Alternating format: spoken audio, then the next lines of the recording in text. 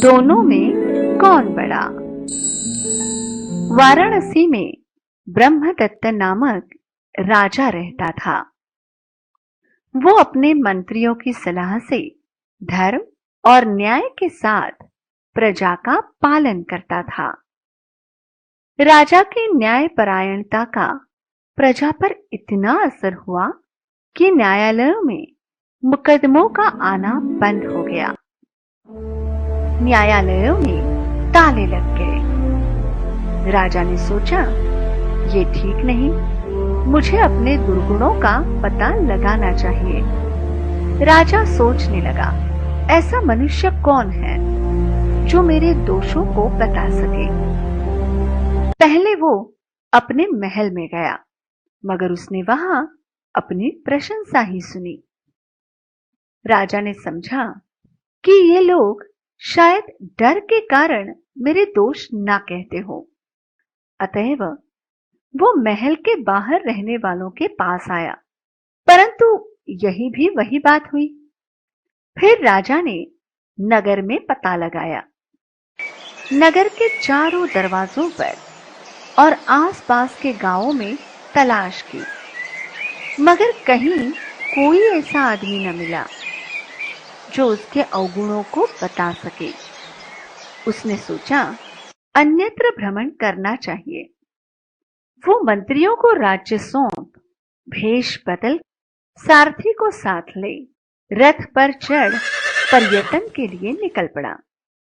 घूमता घूमता वो जनपद की सीमा पर पहुंच गया, पर कहीं ऐसे आदमी का पता न चला जो उसके अवगुणों की ओर संकेत कर सके। संयोगवश उस समय कोसल के राजा मल्लिक भी अपने आलोचकों की खोज में भ्रमण कर रहे थे। उन्हें भी अभी तक कोई सच्चा आलोचक नहीं मिला था।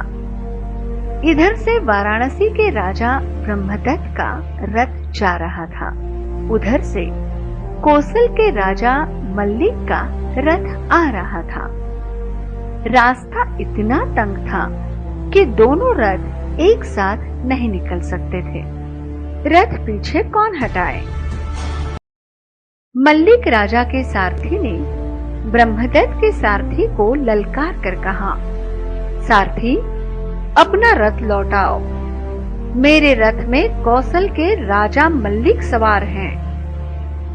ब्रह्मदत्त के सारथी ने गर्जना के साथ उत्तर दिया, सारथी, मेरे रथ में वाराणसी के राजा ब्रह्मदत्त सवार हैं, अतएव मैं रथ पीछे नहीं हटा सकता।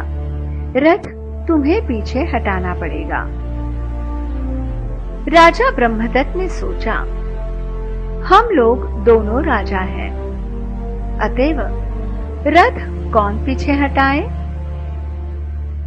तत्क्षण उसे विचार आया कि जो दोनों में उम्र में छोटा हो वो अपना रथ वापस लौट आए। लेकिन मालूम हुआ कि उम्र में दोनों समान हैं। इसके बाद दोनों के राज्य विस्तार, सेना, धन, यश, जाति, गोत्र, कुल आदि के विषय में पूछा गया, लेकिन इन सब में भी दोनों समान निकले। ब्रह्मदत्त ने सोचा कि जो शील में बड़ा हो उसका रथ पहले जाए। इस पर ब्रह्मदत्त के सारथी ने मल्लिक के सारथी से अपने राजा के शील का वर्णन करने को कहा। राजा मल्लिक के सारथी ने कहा, राजा मल्लिक कठोर के साथ कठोर और कोमल के साथ कोमल बर्ताव करते हैं। वो भले को भलाई से जीतते हैं और बुरे को बुराई से। राजा ब्रह्मदत्त के सारथी ने अपने राजा के गुणों की प्रशंसा करते हुए कहा, राजा ब्रह्मदत्त क्रोध को क्षमा से जीतता है और बुरे को भलाई से। वो कंजूस को दान से जीतता है और असत्य को सत्य से। ये सुनकर राजा मल्लिक और उसका साथी दोनों फौरन ही रथ से उतर पड़े और घोड़ों को रथ से खोल उन्होंने वाराणसी के राजा को मार दिया।